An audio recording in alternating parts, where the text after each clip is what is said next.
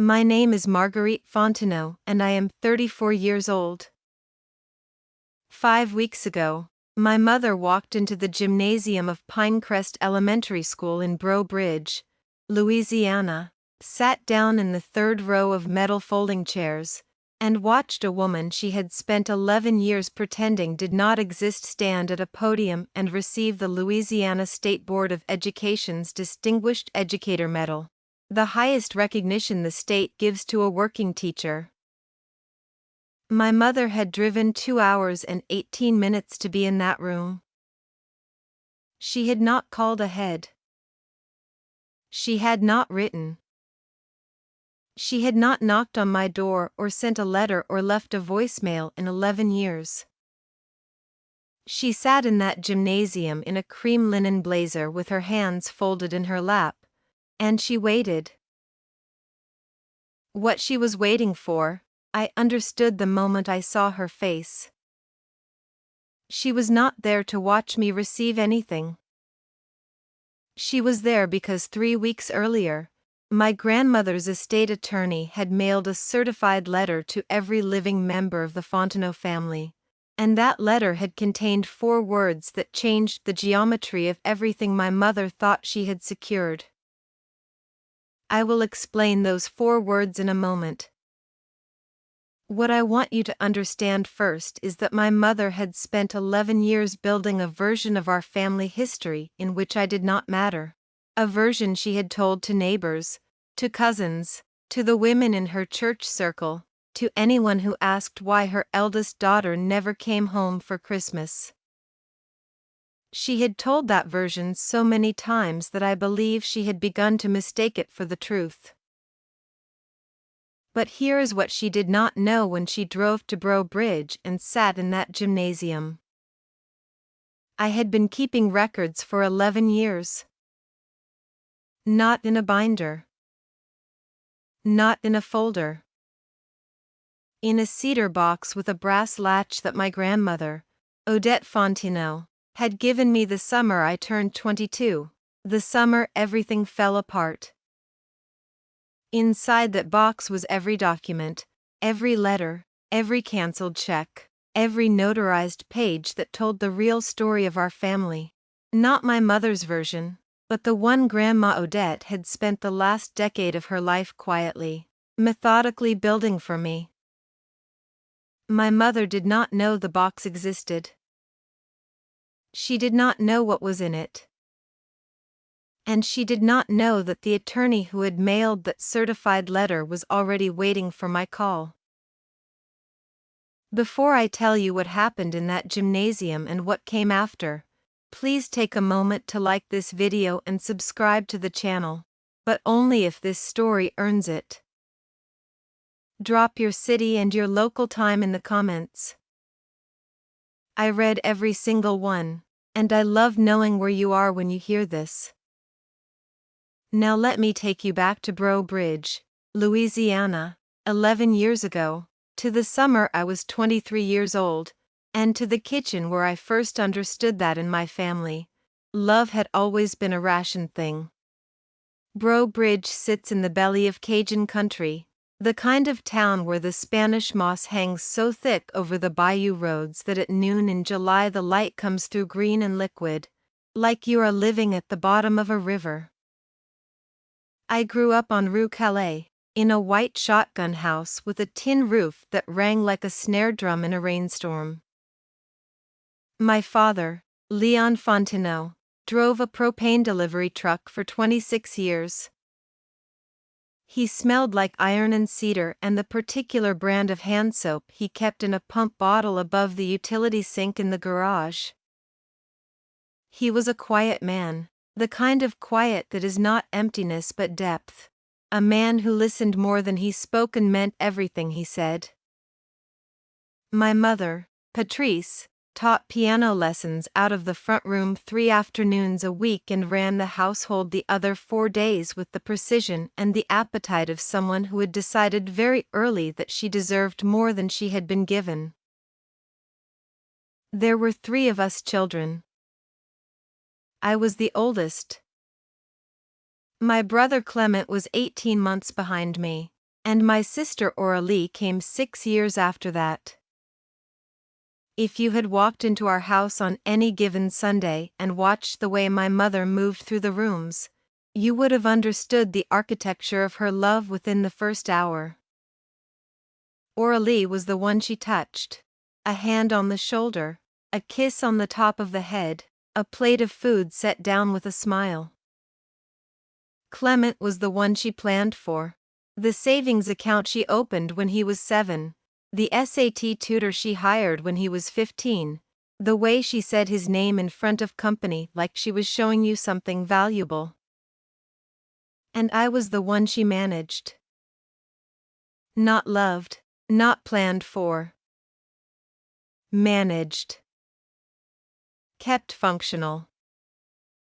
Pointed in a direction and expected to walk. I do not say this to make you feel sorry for me. I say it because it is the foundation of everything that came after, and you cannot understand what I did in that gymnasium without understanding what it felt like to grow up in that house. My grandmother Odette lived 12 minutes away, in a yellow house on the edge of the Atchafalaya Basin with a screened porch and a kitchen that smelled permanently of rue and coffee chicory. She was my mother's mother, which meant she had watched my mother become who she was, and she understood it in a way I could not yet. Grandma Odette was a retired schoolteacher, 31 years in the St. Martin Parish public school system, the last 9 as a reading specialist. She had the particular patience of a woman who had spent her career teaching children that they were capable of more than they believed. She applied that patience to me. When I was 9 years old and my mother told me at the dinner table that I was not the academic type, the way she said it casual, like a weather observation, Grandma Odette picked me up the next Saturday morning and drove me to the parish library and sat beside me for 3 hours while I read every book I wanted. She never said a word against my mother. She just kept showing up. She used to say, when we were sitting on her screened porch in the blue early evening with glasses of sweet tea sweating rings onto the wicker table, "Marguerite, a person can only diminish you if you agree to be small. You do not have to agree." I was 11 the first time she said it. I did not fully understand it until I was 23. But I stored it the way you store something you know you will need later. I went to college on a Pell Grant and a partial academic scholarship to the University of Louisiana at Lafayette. I drove myself there in a 2003 Nissan Sentra with a cracked dashboard and a passenger window that would not roll down past halfway. My mother did not help me move in. She sent Clement to help me carry boxes, and when he came home that evening he told me she had spent the afternoon shopping for patio furniture. I was not surprised. I had stopped expecting her to show up in the ways that counted. That was a kind of freedom, actually. When you stop waiting, you stop being disappointed. I studied education. Not because anyone suggested it or because it was the path of least resistance, but because I had watched Grandma Odette for 20 years and understood that a good teacher was one of the most powerful things a person could be. I graduated in 4 years with a 3.87 GPA and a certification in elementary education. I took a job at Pinecrest Elementary in Breaux Bridge. Not because I had run out of options, but because I wanted to go back. I wanted to be in the parish where I had grown up and do there what Grandma Odette had done for me. I was 22 years old and 6 months into my first teaching position when Grandma Odette was diagnosed with stage 3 ovarian cancer. She called me herself. She did not call my mother first. She called me, on a Tuesday evening in October, And her voice was the same voice it had always been. Measured, clear, with that particular Louisiana cadence that made everything sound like it was being said from a rocking chair. "Marguerite," she said, "I need you to come Saturday morning. Bring your appetite. I'm making a proper breakfast and we have things to discuss." I drove to her yellow house on Saturday and we sat at her kitchen table and ate biscuits with cane syrup, and she told me about the diagnosis with the same calm she had always brought to difficult things. Then she said something I did not understand until much later. She said, "I have been making arrangements for some time now. I want you to know that I see you clearly. I always have. And what I have built is going to reflect that." I asked her what she meant. She patted my hand and said, "You will know when the time comes. Right now I just need you to keep doing what you are doing. Keep teaching. Keep showing up. That is enough."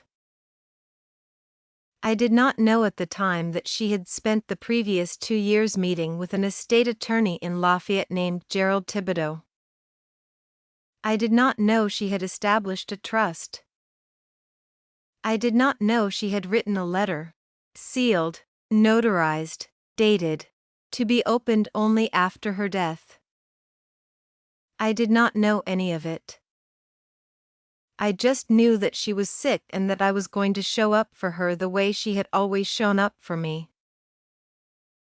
The next year was the hardest of my life and also, in some ways, the most clarifying. I drove to Grandma Odette's house 3 evenings a week after school and on both days of every weekend. I took her to chemotherapy appointments at Our Lady of Lourdes in Lafayette. I sat with her in the waiting room and brought her crackers and ginger tea and read to her from the novels she loved: Flannery O'Connor, Zora Neale Hurston, the collected stories of Ernest Gaines. My mother came to 3 appointments in 11 months. 3. She had reasons each time. A piano recital she was organizing. A trip she and my father had already booked. A migraine. I counted the absences the way you count things you know will matter later. The summer I was 23, things with my mother came to a head in the way that things do when one person has been building pressure for years and finally finds a reason to release it. It was a Sunday in July, the kind of Louisiana Sunday where the heat sits on your chest like a hand pressing down. I had driven to my parents' house after visiting Grandma Odette because I needed to talk to my mother about the fall care schedule. Grandma Odette's oncologist had recommended a second round of chemotherapy, and the appointments were going to fall on days I could not always leave school early. I needed my mother to commit to covering certain Tuesdays. I sat at the kitchen table. My mother stood at the counter cutting okra. Clement was there, home from his second year of law school at Tulane, the law school my mother had mentioned in conversation approximately once a week for the previous 2 years, always with the particular brightness in her voice she reserved for things she considered proof that she had done something right. I laid out the schedule. I had printed it. I had color-coded it. I had marked the 4 Tuesdays in red that I could not cover. My mother set down the knife. She turned around and looked at me with an expression I had seen before. Not anger, exactly, but something colder. Evaluation. "Marguerite," she said, "you have made yourself indispensable to that woman and now you want me to rearrange my life because of it." I told her it was her mother. That she was sick. That 4 Tuesdays was not a rearrangement. Mama has always had a soft spot for you, she said. That is her choice. But I have a family to run. I have Oralie's recital in September. I have Clement's bar study schedule to support. I cannot be driving to Lafayette every Tuesday because you decided to be the devoted granddaughter. I looked at her for a long moment. I counted 7 seconds. I did not raise my voice. Then I will find another way, I said. That is probably best, she said, and turned back to the okra. I drove home that evening and called a neighbor of Grandma Odette's, a retired nurse named Mrs. Arsenault, who agreed to sit with her on the Tuesdays I could not manage. I paid Mrs. Arsenault out of my own paycheck, $140 a visit.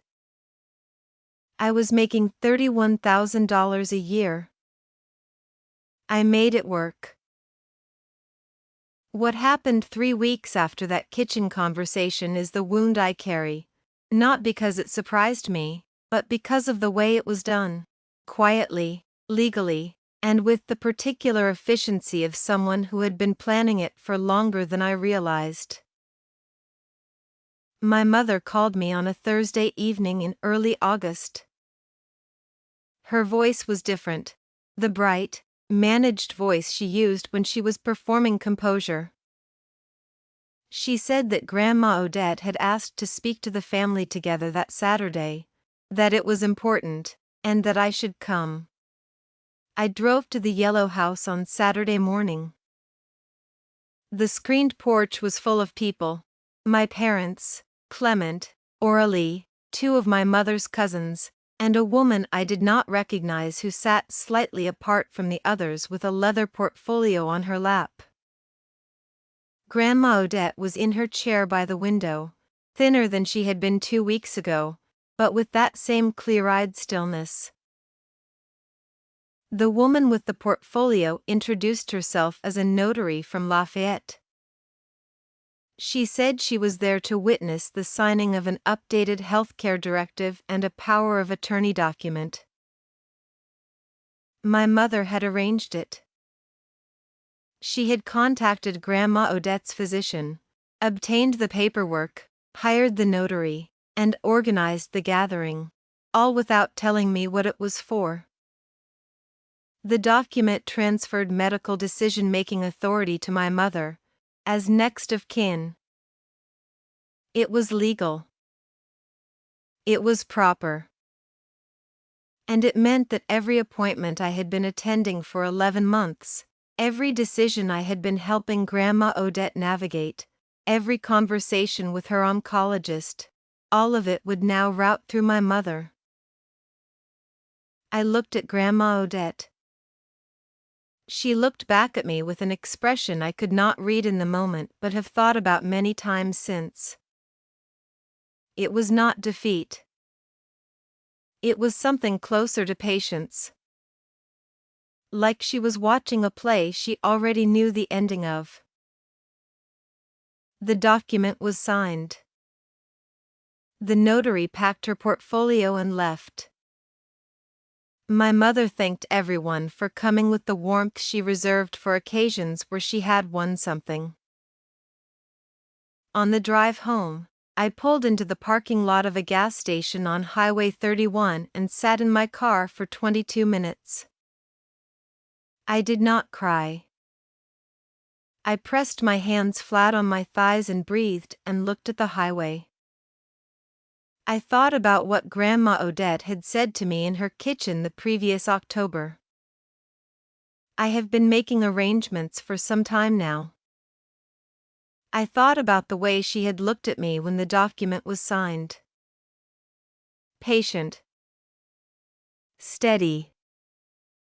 Like someone who had already accounted for this. I drove home. I went to school on Monday. I kept showing up. My mother exercised her authority immediately and completely. She rescheduled 2 of Grandma Odette's remaining chemotherapy appointments without consulting the oncologist's recommendation. She hired a home health aide through an agency she chose herself, a woman who was perfectly competent but who did not know Grandma Odette's routines, her preferences, the particular way she liked her coffee, the books she wanted read to her. My mother reduced my visits, not by forbidding them, but by scheduling things on the days I came: family gatherings, Aurélie's lessons, Clement's study sessions, so that the house was always full of other people and my time with Grandma Odette became crowded and brief. I kept coming anyway. I came on Wednesday evenings when the house was quieter. I sat with Grandma Odette and held her hand and read to her. In November, she pressed a small brass key into my palm and closed my fingers around it. She said, "The cedar box is in the bottom of my closet, on the left side, behind the winter coats. When the time comes, you will know what to do with what is inside." I did not open the closet. I did not take the box. I trusted her. Grandma Odette died on January 9th, 2 years after her diagnosis. She was 77 years old. She died on a Wednesday evening, which was the evening I came. I was holding her hand. My mother arranged the funeral. She chose the readings, the music, the reception menu. She accepted condolences at the front of the church with the dignified grief of a woman who had been a devoted daughter. I sat in the third pew and said nothing. 3 days after the funeral, I went to the Yellow House while my mother was at a reception luncheon with her cousins.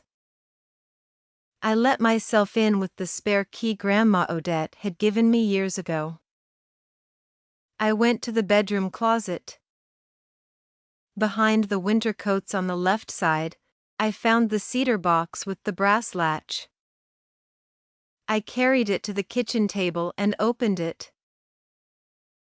Inside was a sealed envelope with my name written in Grandma Odette's handwriting, a second envelope marked Gerald Thibodeau, estate attorney, and a folded document that I recognized immediately as a trust instrument. The cover page read, "The Odette Marie Fontenot Revocable Living Trust, established November 14th, 3 years prior. Beneficiary, Marguerite and Fontenot." I sat at that kitchen table for a long time. I did not open the letter yet. I called Gerald Thibodeau's office from the number printed on the trust document. His assistant answered. I gave my name. She said, "Miss Fontenot, Mr. Thibodeau has been expecting your call. Can you come in Thursday morning?"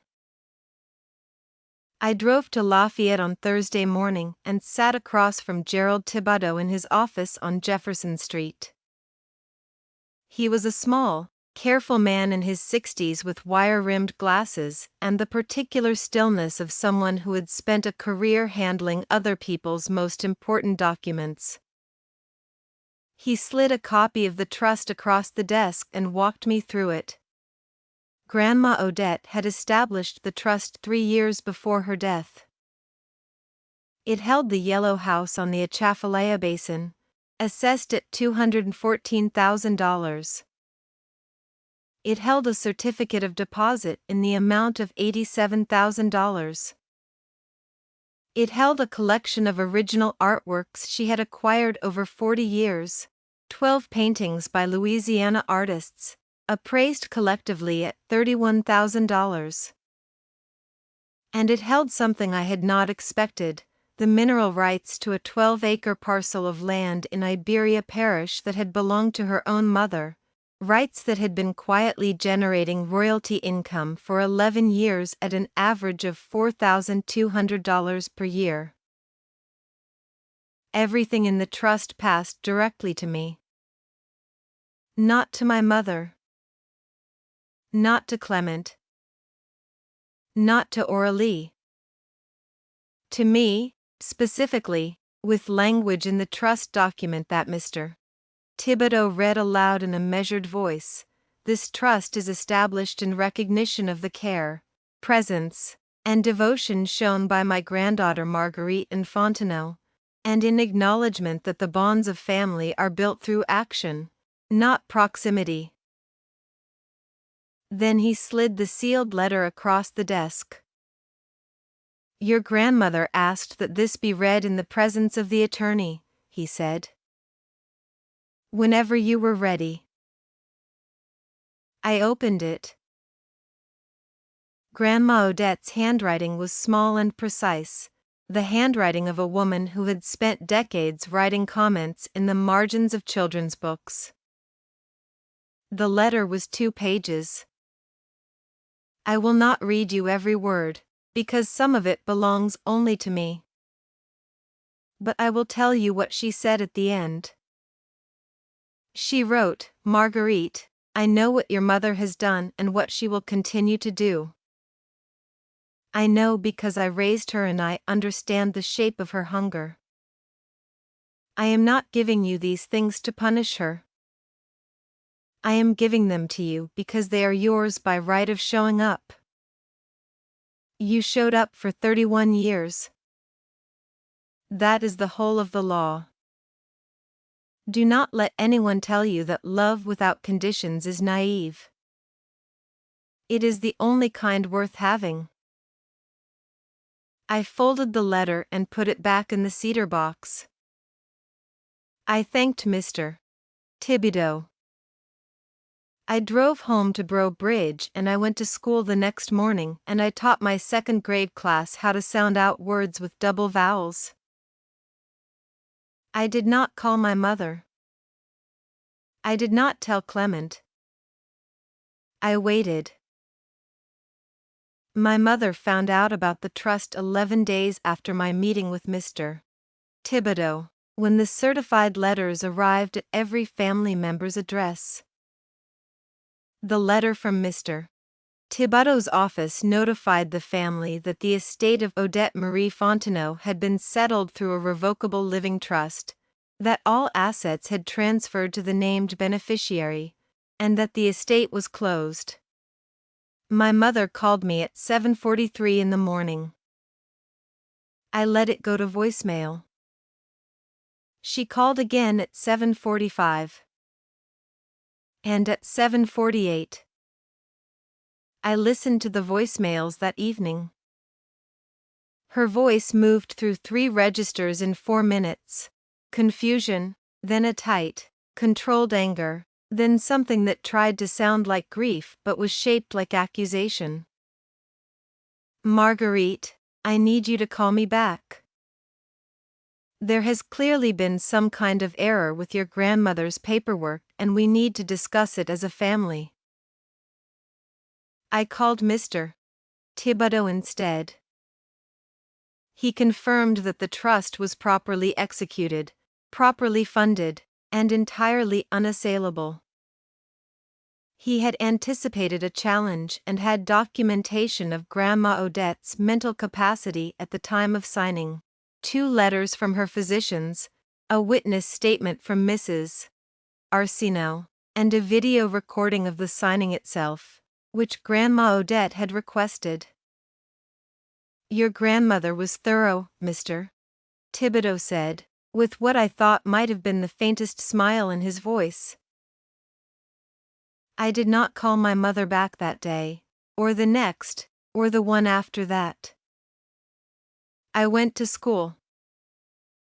I taught my class. I went home to my apartment above a hardware store on Main Street and I made red beans and rice and I sat at my kitchen table and I breathed. My mother did not speak to me for 11 years after that. Not a card. Not a call. Not a message through Clement or Aurélie. 11 years of silence, clean and complete, the way a door sounds when it closes on a room you will not be invited back into. I want to pause here for a moment, because I know some of you watching right now have sat in that silence. You know what it feels like to be erased by the person who was supposed to be your foundation. Maybe it was a mother, maybe a sister, maybe a father who looked the other way while someone else decided your value. If you have ever been cut out of a family not because you did something wrong, but because someone needed a story that did not have room for you, type the word Cedar in the comments. Just that one word. I want to know how many of us there are. And if this story is reaching you somewhere real, please subscribe. We are just getting to the part where everything shifts. Now, back to the story. Those 11 years were not empty. I want you to understand that. The silence my mother built around me was her architecture, not mine. I lived inside my own life. I kept teaching. I moved from 2nd grade to 3rd, then to a combined 3rd and 4th literacy intervention program I designed myself, working with students who were reading 2 or 3 grade levels behind. I had a particular feeling for those children, the ones who had been told, in one way or another, that the words were not going to come for them. I knew something about being told you were not the academic type. I knew how to sit beside someone and wait without impatience while they found their footing. In the 3rd year after Grandma Odette died, I used part of the trust funds to buy a small house on Rue Magnolia, 3 blocks from the school. It had a deep front porch and a fig tree in the backyard and a kitchen with a window over the sink that let in the morning light. I painted the kitchen walls the same pale yellow as Grandma Odette's house. I hung 2 of her paintings in the front room. I met my husband, Desmond, at a parish literacy council meeting when I was 27. He was a speech-language pathologist who had come to talk to the council about early intervention. He was from Opelousas, which meant he understood the particular grammar of this part of Louisiana. The food, the music, the way people talk around the things that matter most. We married 2 years later in a small ceremony at a chapel in Breaux Bridge with 41 people who knew us and loved us. My father came. He sat in the 2nd row and cried quietly during the vows. My mother was not there. She had not been invited, because she had not been present for the years that led to that day, and I had stopped performing a family I did not have. My father and I had a quieter relationship during those years, careful, honest, built on phone calls and occasional Sunday dinners when my mother was at her sister's. He never said outright that he disagreed with my mother. But he showed up. He came to my classroom on the day I was named Pinecrest's Teacher of the Year for the first time. He sat in the back row and applauded so hard his hands turned red. He said afterward, "Your grandmother would have been so proud." I told him she already was. Clement reached out occasionally, a text at Christmas, a brief call when his first child was born. He was careful with me the way people are careful with a situation they do not want to examine too closely. I was not unkind to him. I was simply honest about what I could offer, which was warmth without pretense. Aurélie I barely knew. She had been so young when everything happened, and my mother had shaped her understanding of the story in ways I could only imagine. In my 9th year of teaching, I was selected as a finalist for the Louisiana State Board of Education's Distinguished Educator Medal. The nomination came from my principal, a woman named Dr. Patrice, who had watched me build the literacy intervention program from a single pull-out group of 8 students into a school-wide model that had been adopted by 3 other parishes. The program had measurable outcomes. I can tell you that after 5 years, the percentage of Pinecrest students reading at grade level by the end of 3rd grade had risen from 51% to 78%. I can tell you that because I tracked every number. I had learned from Grandma Odette that the work speaks for itself, but only if you have documented it. The medal ceremony was scheduled for a Thursday in April at Pinecrest's gymnasium. The state board sends a representative. There are remarks from the superintendent, the principal introduces the recipient, and the medal is presented in front of the school community. Teachers, staff, parents, and students from the upper grades. It is not a grand occasion. It is a gymnasium with folding chairs and a sound system that sometimes cuts out and a banner printed on a school printer. But it mattered. It mattered because it was the accumulation of 11 years of showing up every single morning for children who needed someone to show up. 2 weeks before the ceremony, Mr. Thibodeau called me. He was in his late 70s now and had passed most of his practice to a younger partner, but he had kept my file personally. He said that he had sent the annual trust accounting to all parties of record, as required by Louisiana law, and that one of those parties, my mother, had responded by contacting his office to request a meeting. He said she had also, separately, reached out to the State Board of Education's administrative office to inquire about the medal ceremony date and location. I sat with that information for a moment. I did not ask him what she wanted. I already understood what she wanted. The trust had been generating income for 11 years. The mineral rights in Iberia Parish had recently been the subject of renewed interest from an energy company, and the royalty rate had increased. My mother had done the arithmetic. "What would you like me to do?" Mr. Thibodeau asked. "Nothing yet," I said. "Let her come to the ceremony. After that, we can talk." He was quiet for a moment. "Your grandmother would approve of that approach," he said. I told Desmond that evening. We were sitting on the front porch after dinner, the fig tree dark against the sky. He listened to everything and then he said, "What do you need from me?" I told him I needed him to sit in the front row at the ceremony and hold my hand afterward. He said that was the easiest thing anyone had ever asked him for.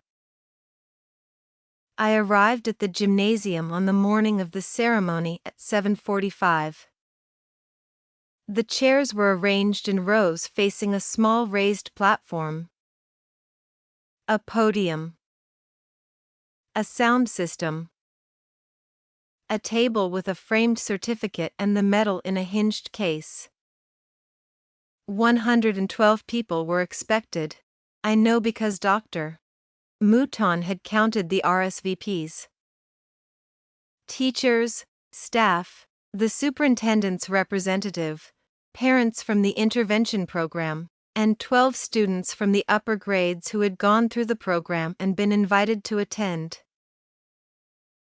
At 8:17, I was standing near the side door talking to Dr. Mouton when I saw my mother walk in. She came through the main gymnasium doors alone. She was wearing the cream linen blazer, the one she wore to things she considered important. Her hair was the same, silver now at the temples but still arranged with care. She was 61 years old and she moved through the room with the posture of a woman who expected to be given a seat near the front. She found a chair in the third row. She sat down and folded her hands in her lap and looked at the podium. She did not look for me. Or if she did not find me before I stepped back behind the side door. I stood in the corridor for 90 seconds. I pressed my hand against the cinder block wall and felt its coolness. My hands did not shake. I noticed that. I had expected them to shake, and they did not. I walked back into the gymnasium through the side door and took my seat in the front row beside Desmond. He put his hand over mine.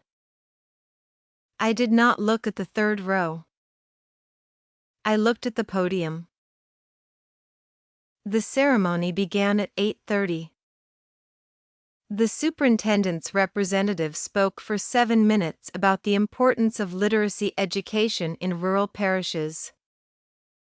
Dr. Mouton spoke for 9 minutes about the intervention program, about the data, about the children. She read 2 letters. One from a parent whose daughter had entered 3rd grade unable to read a single complete sentence and had left 5th grade reading at a 7th grade level. The second letter was from that same daughter, who was now in middle school. She had written, "Miss Fontenot never made me feel stupid. She made me feel like the words were just waiting for me to find them." I did not cry during those letters. I breathed slowly and held Desmond's hand and looked straight ahead. When Dr. Mouton called my name and I walked to the podium, I looked out at the room. 112 faces. Teachers I had worked beside for 11 years. Parents whose children I had sat with through the hard mornings. My 12 students in their good clothes, sitting up straight. Desmond in the front row. And in the third row, my mother, with her hands still folded, watching me with an expression I had not seen on her face before. It was not pride exactly. It was something more complicated, the expression of a person recalculating, revising a story they had told themselves for a long time. I received the medal. I gave my remarks. 4 minutes, prepared, about Grandma Odette and about what it means to sit beside someone and wait without impatience while they find their footing. I thanked Dr. Mouton. I thanked Desmond. I thanked the students by name, all 12 of them. I did not look at the third row when I spoke about Grandma Odette. I did not need to. After the ceremony, there was a reception in the school's media center, coffee and petit fours and the particular organized chaos of a school event winding down. I was standing with Dr. Mouton and 2 of the intervention program parents when I felt, rather than saw, my mother approach from my left. I turned to face her. She was closer than I expected, and for a moment neither of us said anything. Up close, she looked older than I had calculated for. There were 11 years on her face that I had not watched accumulate. "Marguerite," she said. "Patrice," I said. I used her name the way you use a name when you want to be precise about the distance between you.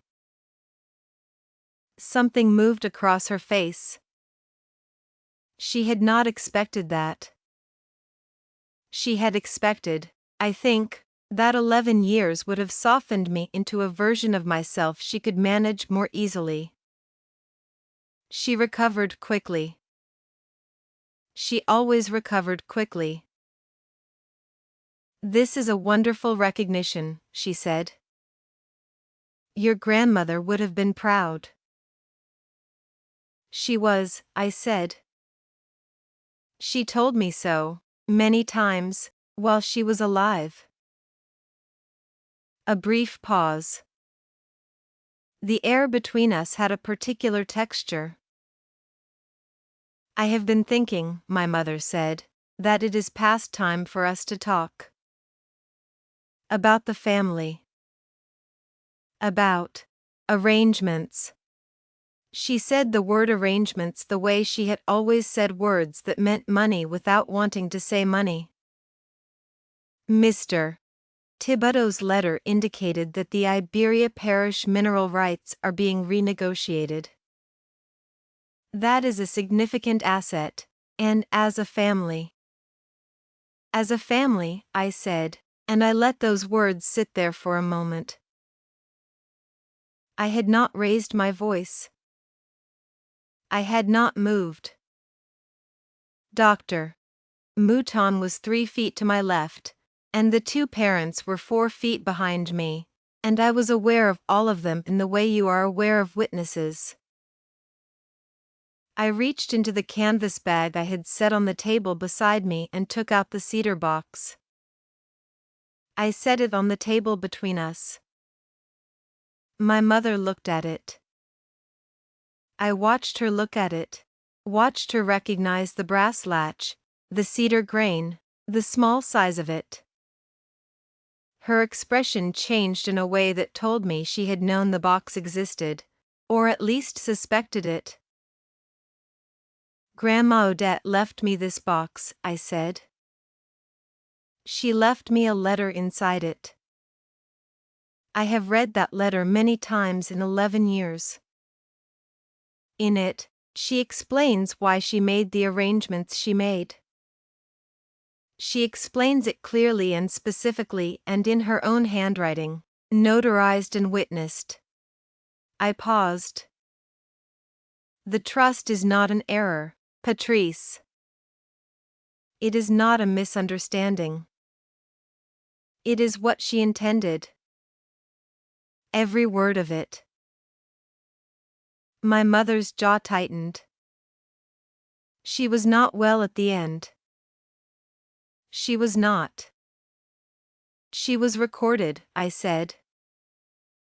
Video recording of the signing, at her own request. 2 letters from her physicians documenting her capacity. A witness statement. Mr. Thibodeau was thorough because she asked him to be thorough. I looked at her steadily. She knew you would come. She prepared for it. The room had gone quieter around us. Not silent. There were still conversations happening across the media center, but the particular quiet of people who are aware that something real is occurring nearby. My mother looked at the cedar box. Then she looked at me.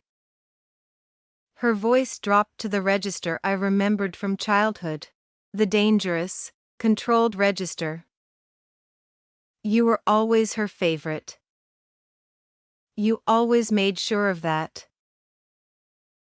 I showed up, I said. Every Wednesday evening. Every chemotherapy appointment I could make. Every Saturday morning for 3 years before the diagnosis. I showed up because she was my grandmother and I loved her, not because I was calculating an inheritance. I kept my voice level. You came to 3 appointments in 11 months. I counted. She said nothing. The mineral rights are being renegotiated, I continued. That is correct. I have retained an energy attorney in Lafayette to advise on the negotiation. The outcome will belong to the trust beneficiary, which is me, as it has been for 11 years. I picked up the cedar box and put it back in my bag. I am not going to fight with you about this. I am not going to litigate it. The documents are clear and the law is settled. If you have further questions, Mr. Thibodeau's office can answer them. My mother stood very still. I had the sense that she had prepared for a different version of this conversation, one in which I was still the daughter who could be managed, who could be pointed in a direction and expected to walk. She had not prepared for this version. "We are still family," she said. The words sounded like something she had rehearsed on the 2-hour drive. "Family is whoever shows up," I said. Grandma Odette told me that when I was 11 years old. I have thought about it a great deal since then. I turned back to Dr. Mouton, who had the particular expression of a woman who had seen something important and was being very careful not to comment on it. I thanked her again for the nomination. I shook hands with the two parents. I picked up my bag. Desmond was waiting near the door. He had seen everything from across the room. He put his hand on my back and we walked out into the April morning, into the particular Louisiana light that comes in green and liquid through the live oaks, and I breathed it in. I want to pause one more time, because I am getting close to the end of this story and I want to ask you something directly. If you are watching this and you have ever had to stand in a room and hold your ground against someone who expected you to shrink, someone who counted on the fact that you still needed their approval, type the words I showed up in the comments. Because that is what this comes down to, in the end. Not documents, not trust instruments, not mineral rights. Who showed up? Who sat in the waiting room? Who drove through the night? Who came on Wednesday evenings when the house was quiet? Drop those words if you know what I mean. And if this channel has given you something tonight, please subscribe. There are more stories here, and every one of them is about someone who refused to stay small. Now, the last part. My mother drove back to Breaux Bridge that afternoon. She did not call me. She did not write. Mr. Thibodeau's office received a letter from an attorney she had retained, raising the question of undue influence in the trust's establishment. Mr. Thibodeau responded within 5 business days with the video recording, the physician letters, the witness statement, and a detailed timeline of Grandma Odette's estate planning that predated my grandmother's cancer diagnosis by 14 months. The attorney withdrew the challenge 6 weeks later. I was not notified of the withdrawal directly. Mr. Thibodeau simply called to tell me it was resolved and that I could proceed with the mineral rights negotiation. The negotiation concluded the following autumn. I will not give you the specific figure, because some things belong in the cedar box. What I will tell you is that it was enough to endow a small scholarship at the University of Louisiana at Lafayette in Grandma Odette's name, for first-generation students pursuing degrees in education. The first recipient was a young woman from St. Landry Parish who wanted to teach reading in rural schools. I met her at the scholarship luncheon. She had her grandmother's eyes, the particular steady kind. I told her that the work speaks for itself, but only if you document it. She wrote that down. My father called me the week after the ceremony at the gymnasium. He had heard about my mother's visit from Clement. He was quiet on the phone for a long time, the way he was always quiet when he was trying to say something that mattered. Then he said, "I should have shown up more. I know that. I am sorry, Marguerite." It was the first time in my life he had said those words to me directly. I told him I knew. I told him I was glad he was calling now. We talked for 47 minutes. It was the longest conversation we had ever had.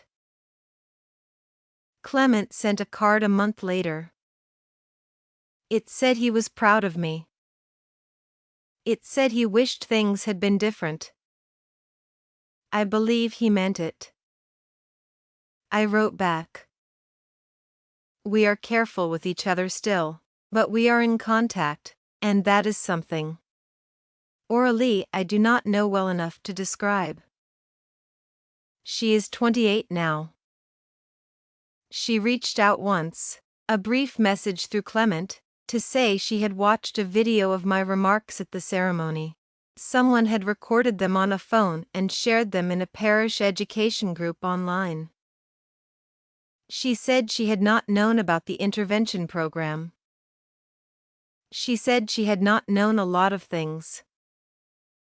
I wrote back and told her that if she ever wanted to talk, I was here. I have not heard from her since. I am not waiting. But the door is open.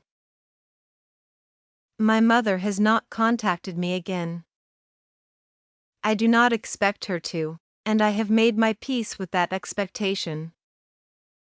I have learned, slowly, the way you learn things that cost you something, that forgiveness is not the same as reconciliation. I have forgiven my mother in the way you forgive weather. You do not hold the storm responsible for what it is. You simply build a house that can withstand it, and you live in that house, and you do not stand in the rain waiting for the sky to apologize. Grandma Odette's yellow house is still standing on the edge of the Atchafalaya Basin. I go there on Saturdays sometimes, Desmond and we sit on the screened porch in the blue early evening with glasses of sweet tea and listen to the basin sounds. The frogs, the water, the particular silence that is not silence but depth. I have not changed much inside the house. Her books are still on the shelves. 2 of her paintings are still on the walls. The kitchen still smells like ruined coffee chicory, because I cook the same things she cooked, and I think that is how the people we love stay with us. Not in documents or trust instruments, but in the muscle memory of the things they taught us to make. I am 34 years old. I have been teaching for 12 years. I have sat beside 431 children in that time and waited without impatience while they found their footing. I have watched children who were told they were not the academic type discover that the words were waiting for them all along. I have watched them find their footing and then run. That is the whole of the work. That is the whole of the law. If you are watching this tonight and you recognize yourself somewhere in this story, in the child who was managed instead of loved, in the person who kept showing up when no one was watching, in the one who sat in a parking lot for 22 minutes and then drove home and went to work the next morning, I want you to know that I see you. The work you have done in the quiet years is real. The records you have kept are real. The people who showed up for you, even if it was only one person, even if that person is gone now, what they built for you is real and it is yours. You do not have to prove anything to the people who decided your value before they knew you. But you do owe yourself the truth, and the truth is that showing up, consistently, without applause, for the people and the work that matter. That is the whole of the law. Grandma Odette knew that. She built a box around it and left it for me to find. I found it. And I have been carrying it ever since. Drop a comment and tell me what you are carrying. Hit subscribe if this story found you somewhere real. And I will see you in the next one.